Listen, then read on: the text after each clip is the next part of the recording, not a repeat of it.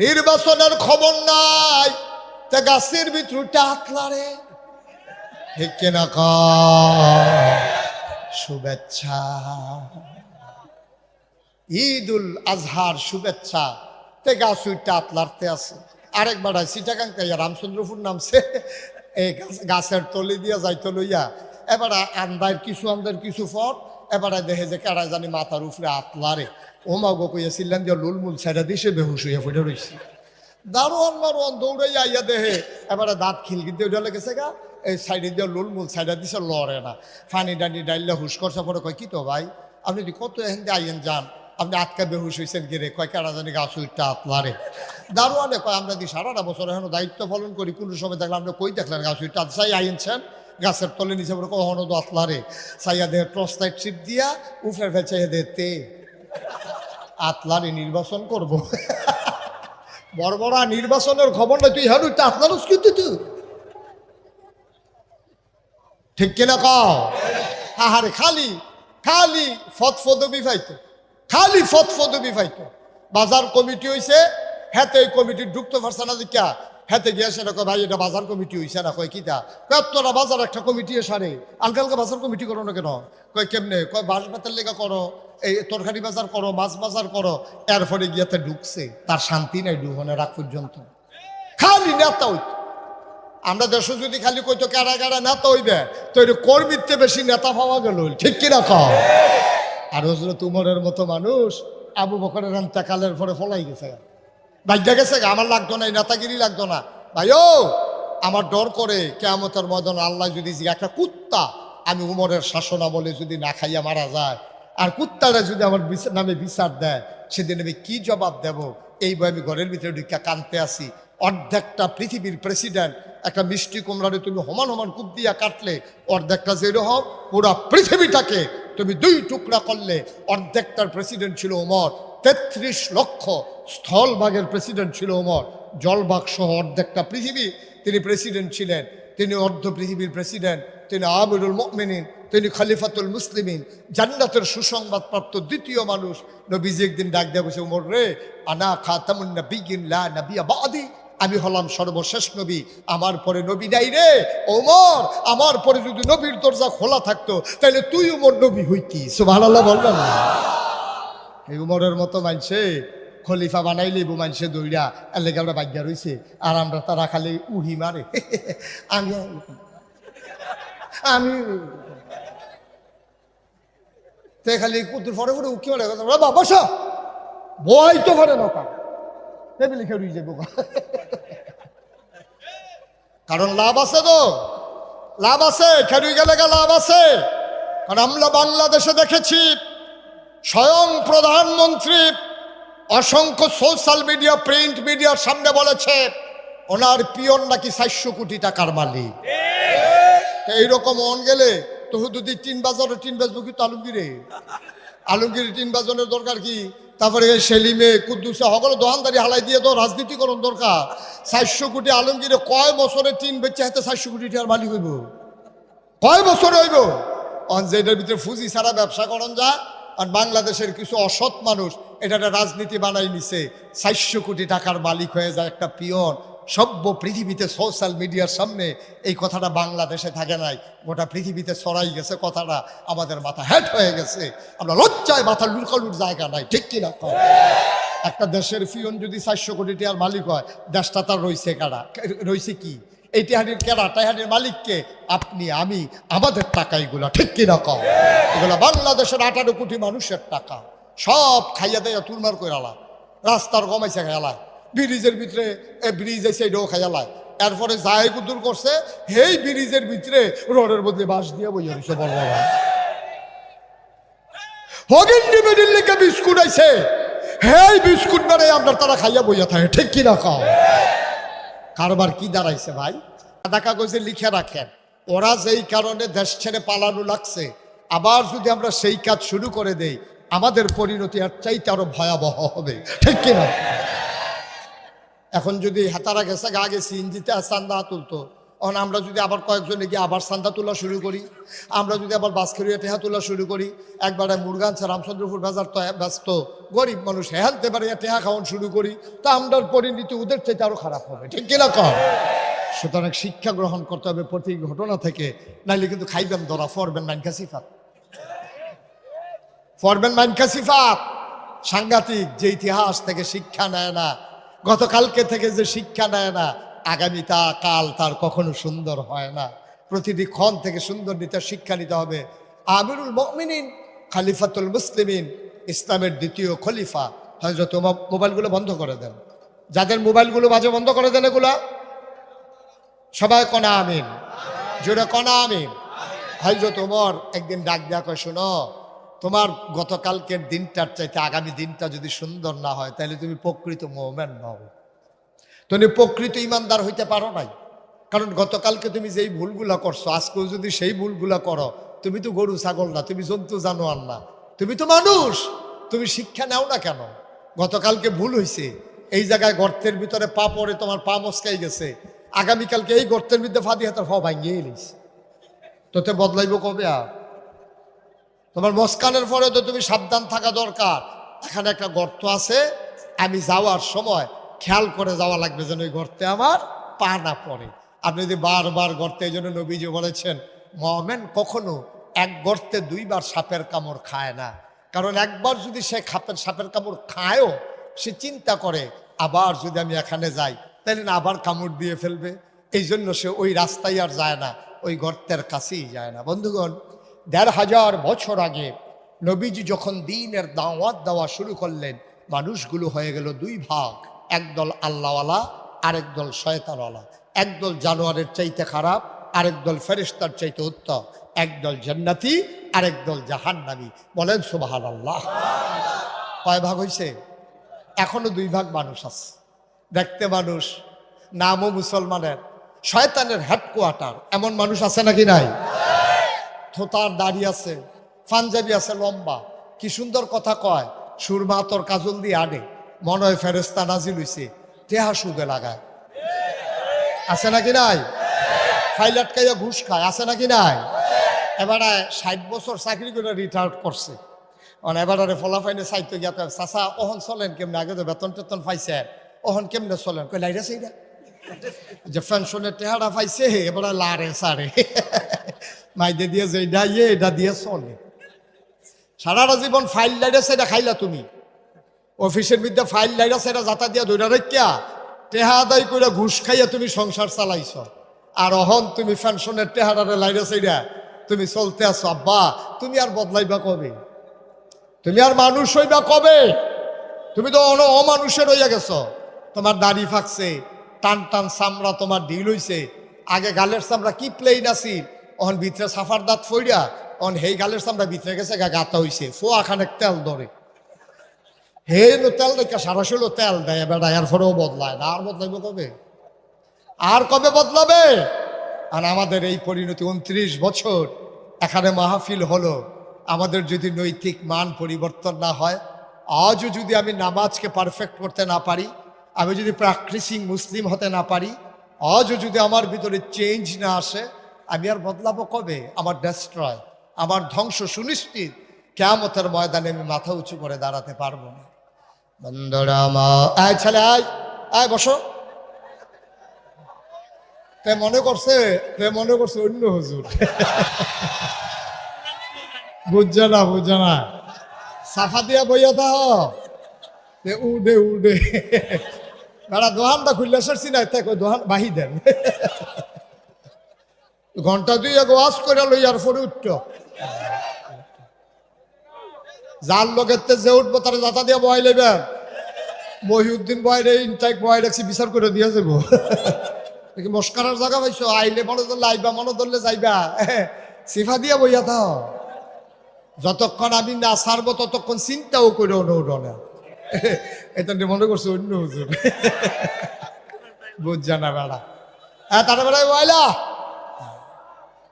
তে মনে করছে বয়াম যখন জাগা লই বই বস্তা, তুমি বারবার উঠতে পারবা না বাবা, একবারে ফিক্সড করে দিয়ে তোমাকে বসতে হবে, এটাই তোমার শেষ দাঁড়ানো, আর নাহলে বন্ধ করে দিতে হবে কামারা।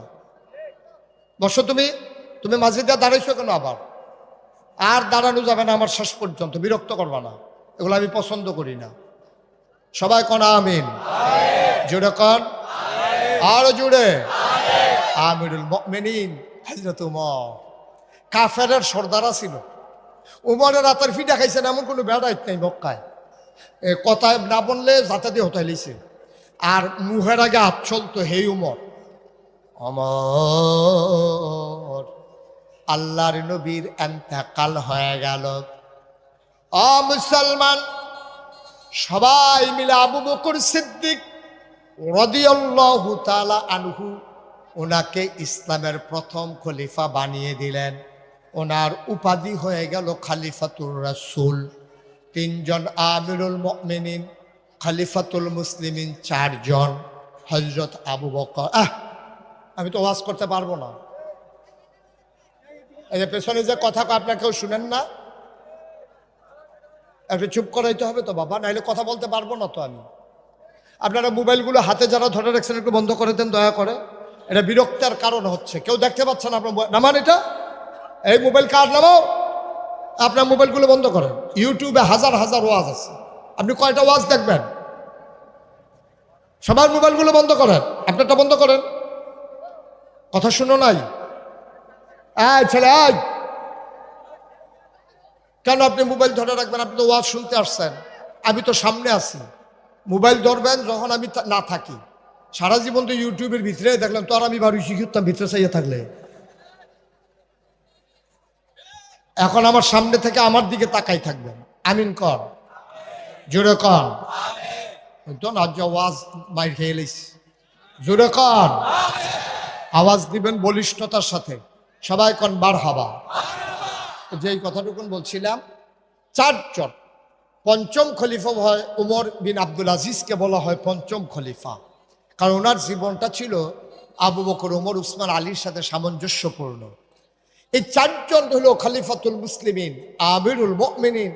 এর ভিতরে প্রথম যিনি আবু বকর সিদ্দিক, ওনাকে বলা হয় খলিফাতুর রাসূল। ভাই আপনি তো এটা করে ওয়াজ শুনতে পারতেন, আপনি আমার দিকে চান একবার 50বার চান, হেডার ভাই এটা বন্ধ করেন, বন্ধ করেন এটা। আপনি তো ওয়াজ শুনতে আসছেন, কি তামাশা শুরু করছেন আপনি? আমিন কর। যে কথাটুকুন বলতেছিলাম, তিনজন হইল খলিফাতুল আমিরুল মুমিনিন, আর একজন হইল খলিফাতুর রাসূল, বাকি তিনজন হইল খলিফাতুল মুসলিমিন, মুসলমানদের খলিফা। আর রাসূলের খলিফা মানে কি? রাসূল যাকে নির্ধারণ করে দিয়েছেন তিনি হলেন আবু বকর সিদ্দিক। সুবহানাল্লাহ বলবেন না?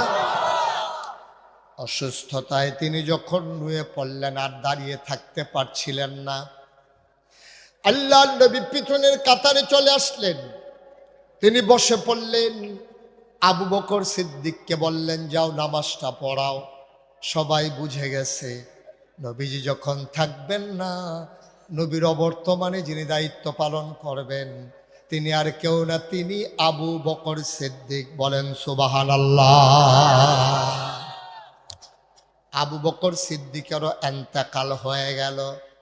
এবার সবাই মিলে তালাশ করতেছে হযরত উমর বিন খাত্তাবকে। খাত্তাবের বেটা উমর, সবাই মিলে তালাশ করে, উনি কই? ওনারে খুঁজে পাওয়া যায় না, গেল কই, গেল কই? সবাই মিলে উমর রাদিয়াল্লাহু তাআলা আনহুর বাড়িতে গেলেন, দেখে দরজা বন্ধ করে ফুফাইয়া ফুফাইয়া কান্দে। সবাই কয়, আপনি কান্দেন কেন? নবীজি নাই, আবু বকর নাই, এখন কে দায়িত্ব পালন করবে? আপনি চলে আসেন। এবার উমর কান্দে আর কয়, আমি তো এই ভয়টাই পাইছিলাম, কারণ আমি তো খলিফা হতে চাই না। কারণ আমি যদি শাসন ক্ষমতা নেই, আমার আমলে ফুরাত নদীর তীরে একটা কুকুর যদি না খেয়ে মারা যায়, আল্লাহ যদি ডাক দেয়া কয়, ওমর রে, ওমর তোর আমলে একটা কুকুর কেন না খেয়ে মারা গেল, জবাব দে। সেই দিন আমি কি জবাব দেব? এই ভয়ে আমি আর তোমাদের সামনে যেতে চাই না, আমার খলিফার দরকার নাই। এটার নাম হইল ইসলাম। দায়িত্ব দিতে চাইলেও দায়িত্ব নিতে চায় না। আর বাংলাদেশের ব্যতিক্রম, নির্বাচনের খবর নাই, তা গাছের ভিতর টাকলারে ঠিক কিনা শুভেচ্ছা। ঈদুল আজহার শুভেচ্ছা তে গাছ উইটা আতলারতে আছে।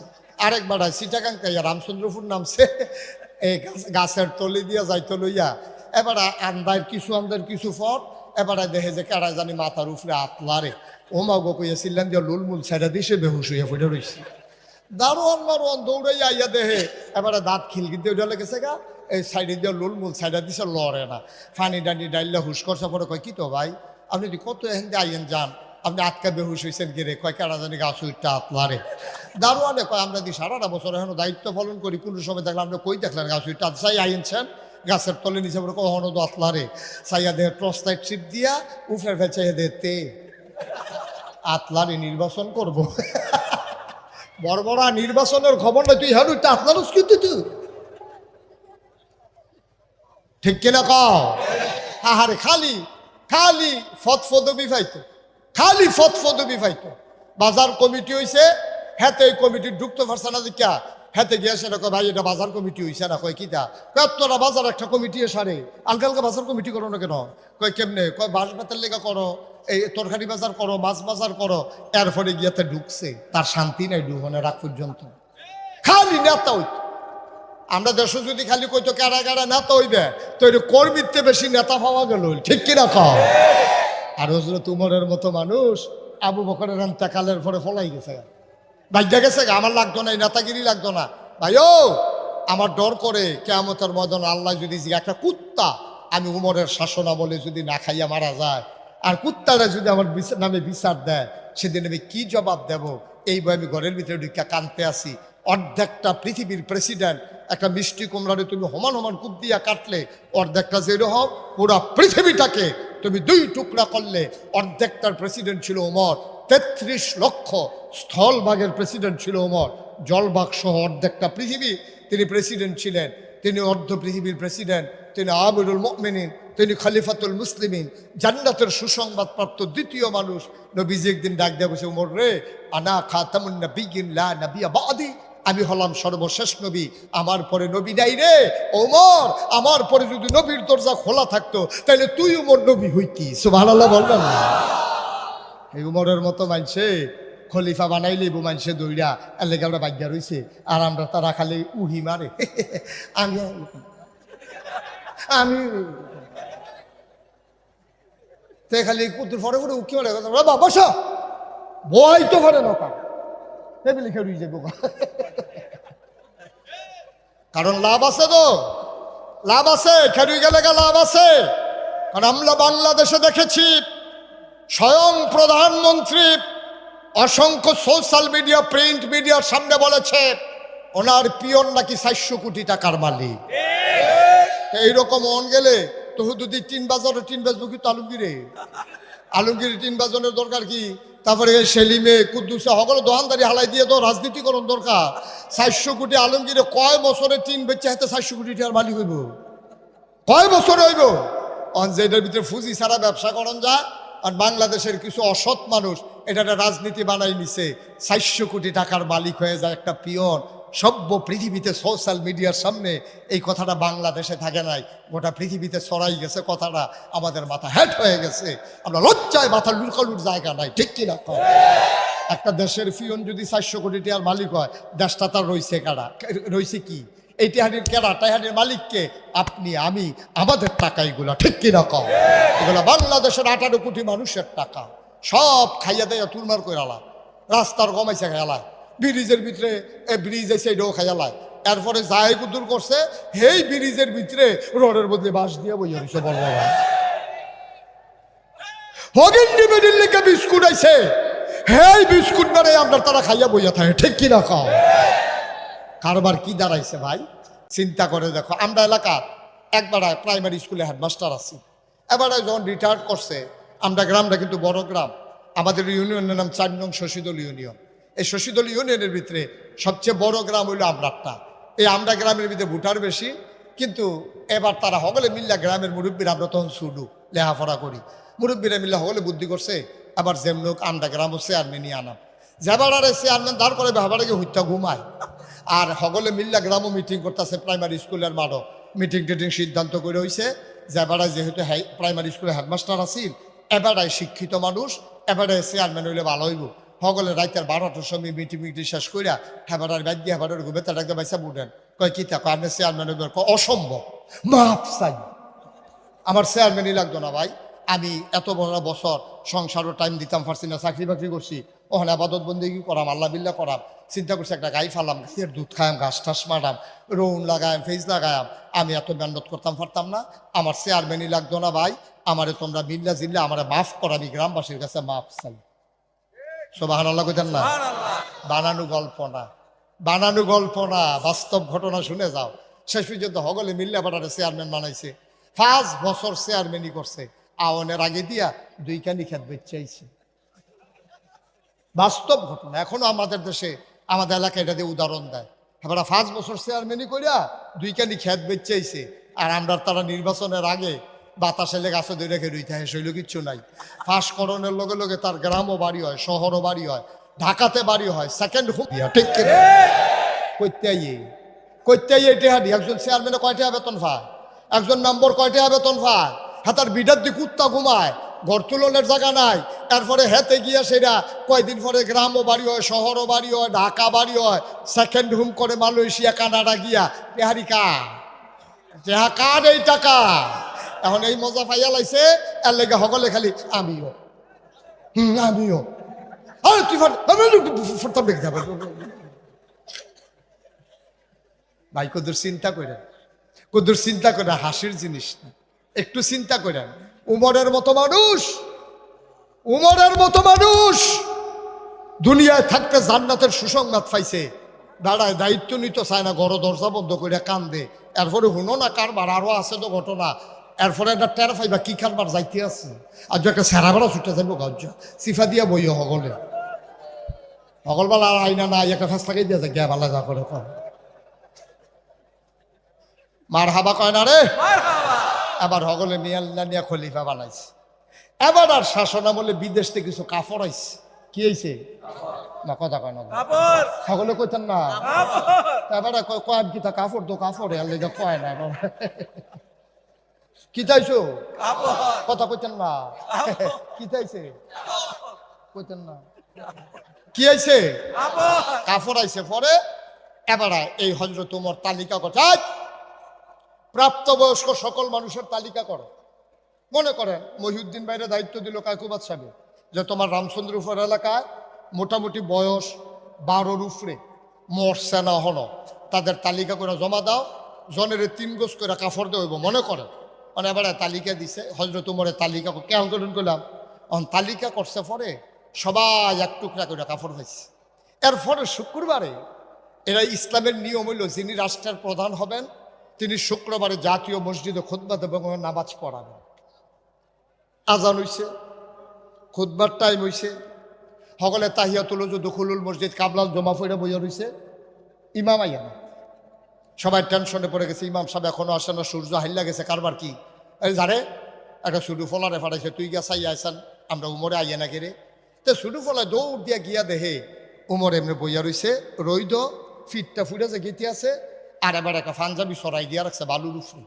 হেতে গিয়া সারে সালাম দিছে, আসসালাতু আসসালামু আলাইকা ইয়া আমিরাল মুমিনিন ইয়া খলিফাতাল মুসলিমিন। ওমর আপনাকে সালাম, সবাই তো আমারে ফাটাইছে, আপনি মসজিদে যান না করে নামাজের দি টাইম যে গীতে আছে।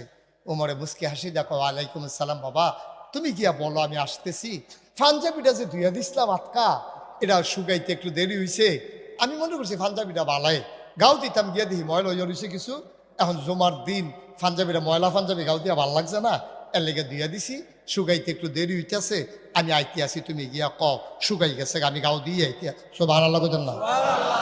তাইলে বোঝা গেল ওমরের পাঞ্জাবি 10-12টা কথা কয় না তো, কয়টা কয়টা অর্ধ পৃথিবীর প্রেসিডেন্ট পাঞ্জাবি কয়টা রে? কি বুঝলা, কি বুঝলা সলিমুদ্দি কলিমুদ্দি, তোমার পাঞ্জাবি ফিন্ডা শেষ করতে পারো না, তোমার জিয়ার জামাই বানাই দেয়, ফুতে বানাই দেয়, শালায় বানাই দেয়, হৌর বাইতে পাইছ হুদা পাঞ্জাবি আর পাঞ্জাবি। অর্ধ পৃথিবীর প্রেসিডেন্ট উমরের পাঞ্জাবি কয়টা? হযরত ওমর এবার পাঞ্জাবি গায়ে দিয়া মসজিদ নববীর বারান্দায় আসলেন, জোর একটা সালাম দিলেন, আসসালামু আলাইকুম। সবাই কয় ওয়ালাইকুম আসসালাম। দরজা ফাঁকা হয়ে গেল, দরজা থেকে মিম্বার পর্যন্ত একটা রাস্তা হয়ে গেল। ওমর মাথা নিচু করে হাঁটলেন, মেহের মিম্বারে গিয়ে উঠলেন। যেই 3টা সিঁড়িতে বৈশা খুতবা দেয় এটারে কয় মিম্বার, আর ইমামের যে বেশতি জায়গাটা এটারে কয় মেহরাব। হযরত ওমর মিম্বারে উঠে আবার সালাম দিলেন, আসসালামু আলাইকুম ওয়া রাহমাতুল্লাহ। সবাই বলে ওয়ালাইকুম আসসালাম ওয়া রাহমাতুল্লাহ। ওমর এবার খুতবা দেওয়া শুরু করলেন, আউযু বিল্লাহি মিনাশ শাইতানির রাজিম, বিসমিল্লাহির রহমানির রহিম। এতটুকুন পড়েছেন, পেছন থেকে একটা যুবক দাঁড়িয়ে গেছে, খাপ থেকে তরবারি বের করে ওমরের দিকে উঁচু করে ধরছে, ধরে কই ইয়া আমিরাল মুমিনিন। ও ওমর তাকায় দেখেন আমার হাতেইটা কি? কয় তরবারি। কয় কিছুদিন আগে আপনি সবাইকে এক টুকরা করে কাপড় বন্টন করেছেন, নিশ্চয়ই আপনিও এক টুকরা পেয়েছেন। আমরা সবাই নতুন কাপড়ের পাঞ্জাবি বানাইছি, আপনার পাঞ্জাবি দেখি নেসফে শার্ট হাঁটুর নিচে নেমে গেছে এক বিগত। আহা, হাঁটুর নিচে নেমে গেছে এক বিগত। আর আমাদের পাঞ্জাবিগুলো হাঁটুর নিচে নামাইতে পারলাম না। আপনার পাঞ্জাবি এত লম্বা হইল কেমনে? আমার পাঞ্জাবি দিয়ে তো লম্বা হয় না। আমরা সবাই পাঞ্জাবি বানাইলাম, কারো পাঞ্জাবি এত লম্বা নাই, আপনার পাঞ্জাবি এত লম্বা হইল কেমনে? ওমর মাথা নিচু করে আছেন, ওমর জবাব দেয় না। যুবক ডাক দেয়া কয়, ওমর পাঞ্জাবি লম্বা হইছে কেমনে? নিশ্চয়ই আপনি কাপড় চুরি করেছেন, নিশ্চয়ই আপনি ক্ষমতা দেখাইয়া কাপড় বেশি নিছেন, নাইলে পাঞ্জাবি তো এত লম্বা হওয়ার কথা না। আপনি আগে জবাব দেবেন পাঞ্জাবি লম্বা হইল কেমনে, তারপরে খুতবা দেবেন। জবাব দিতে না পারলে আমরা মদিনার মুসলমান কেউ আপনার খুতবা শুনব না। সুবহানাল্লাহ বলবেন না? বাবা এটা নামাও, কয়বার বলছি, বিরক্ত করো কেন? ছেলে, কেন আপনার পাঞ্জাবি লম্বা হইল? জবাব দেবেন, তারপরে খুতবা দেবেন। অর্ধ পৃথিবীর প্রেসিডেন্টের সামনে দাঁড়াইয়া যুবক তরবারি খুলে ফেলছে। এটা যেমন তেমন উমর না, যে উমর দেখলে শয়তান পর্যন্ত দৌড় দেয়, হুদা দৌড় দেয় না। শয়তানে যখন শুনছে দক্ষিণ বাজারও উমরে আইতে আছে, উত্তর বাজার দিয়া শয়তানে দৌড় দিয়া একেবারে আপনার বানসারামপুরের দিকে দিছে দৌড়। হুদা দৌড় দেয় না, দৌড় দেয় আর কয় আইয়ে রে। হে উমরের সামনে তরবারি খুললে সামনে খেলা মনে করছে, কিরম কলজা ফলাটা। ওমর কয় বাবা। চুপ মেরে গেলেন ওমর, কথা কয় না। যুবক কয় আগে জবাব দেবেন, তারপরে খুতবা দেবেন। ওমরের বড় ছেলে নাম হইল আব্দুল্লাহ ইবনে ওমর। তিনি দাঁড়াইয়া ডাক দিয়া কয় ভাইয়ারা, জবাব কি আব্বায় দেওয়া লাগবে না, আমি দিলেও চলবে? আমাদের জবাবের দরকার, কে দিল এটা দেখার বিষয় না, জবাব পাইলে আমরা খুশি হয়ে যাব। আব্দুল্লাহ ইবনে ওমর কয় আমার আব্বা কাপড় চুরি করে নাই, ক্ষমতা দেখাই আমার আব্বা কাপড়ও বেশি নেয় নাই। শুনো শুনো শুনো, কয়েকদিন আগের ঘটনা শুনো। আমার ছোট ভাই বোনগুলা ফিন্নি খাওয়ার জন্য আম্মার কাছে আবদার করছে। আম্মাই কয় তোর আব্বা এলে কমু। বাচ্চাটি কানতে কানতে আমার ছোট ভাইয়েরা বোনেরা না খাইয়া ঘুমাই গেছে, ফিন্নি খাবেই খাবে।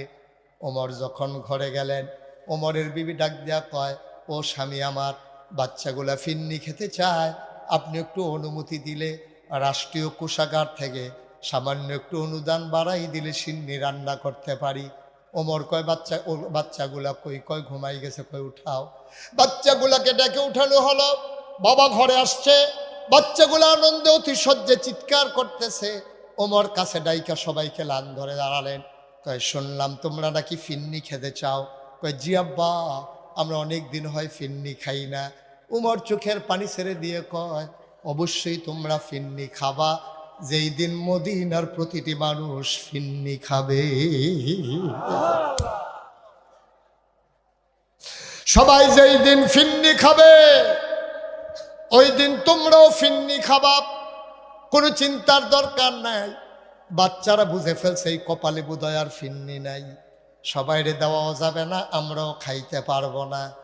আব্দুল্লাহ ইবনে ওমর কয় ভাই, আমার ছোট ভাই বোনেরগুলা ফিন্নির জন্য কাঁদছে, আব্বা দেয় নাই।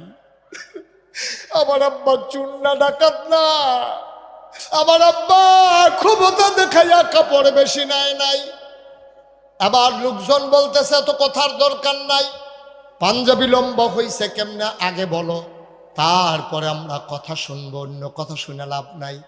এবার আব্দুল্লাহ ইবনে ওমর কান্দে, ডাক দেয়া কয়, ভাইয়েরা, আব্বা যেমন এক টুকরা কাপড় পেয়েছে, আমিও দুই দেশের সাবালক মানুষ হিসেবে এক টুকরা কাপড় পেয়েছি।